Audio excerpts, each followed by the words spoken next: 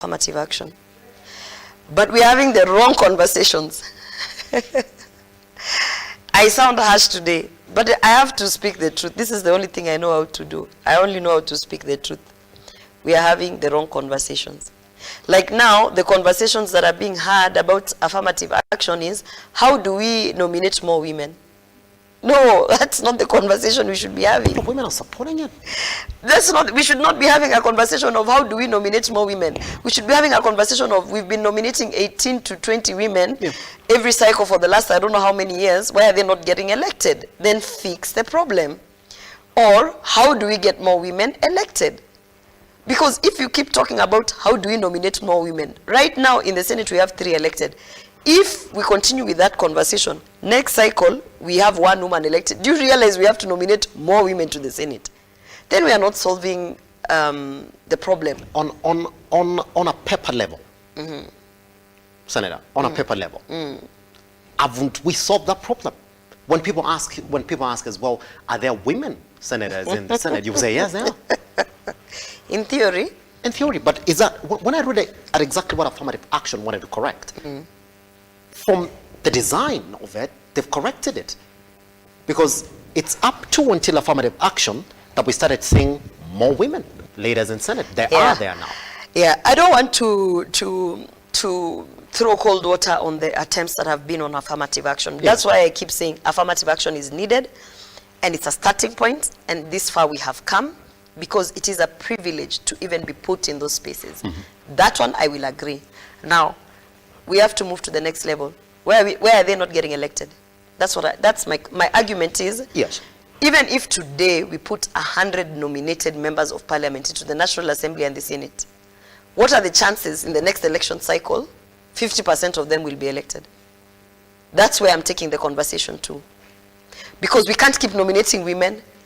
This affirmative action, actually, by the way, it had a time period. It was supposed to lapse, such that because now we have enough elected women, we stop nominating more women. You understand? Yes. It was like a stop-gap measure, and ensuring that we start from somewhere, having women, the women get elected, we reach a place, we had 30 now, 100 there, then we don't need the affirmative action. But we are regressing. Because now we are thinking of how to keep increasing the numbers of nominated women, instead of asking why are these people we are nominating they are not getting elected.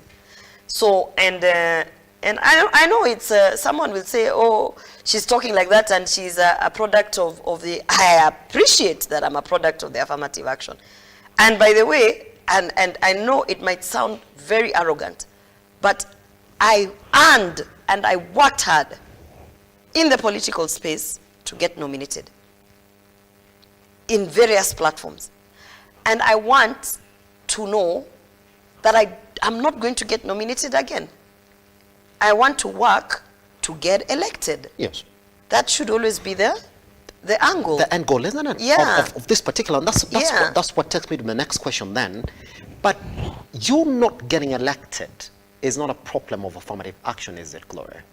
It is not a problem. Even 2027. It is not a problem. Even 2027, you're not elected. That's upon you. That will be upon me.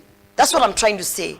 And when you see me shouting in the Senate about things that are going wrong, I'm shouting about things that are reducing my chances as a nominated senator to pave my path to get elected.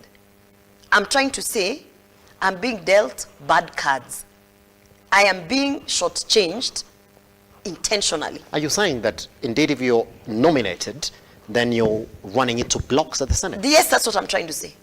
And I'm trying to say, if you guys, and when I say you guys, I mean the political spaces, the political authorities, that same house, are really keen on moving this nominated into elective, stop and listen at what we are saying. Because what is happening is, I bring you to the table, I serve you the food, and I clip your mouth so that you don't eat. And then I expect 5 years from now, you've gained weight from the same food. How? You understand? How?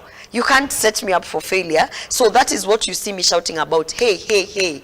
I'm being set up for failure, and it is discriminatory towards nominated. The biggest critic. But yes. I also put the responsibility on myself that even if they put the roadblocks that are there, I still have to jump them. That's why I said we have to work 3 times over, 10 times over. Yes. Because that doesn't stop me and my motivation and my drive to get elected. Does it? Yeah. Your biggest critics are saying that yours is a personal fight as opposed to a political fight. Because they don't know the intricates. Because they don't know the intricates. Just today, Daily Nation has a headline of travel, Ruto stops party for joyriders. Yes. Yeah.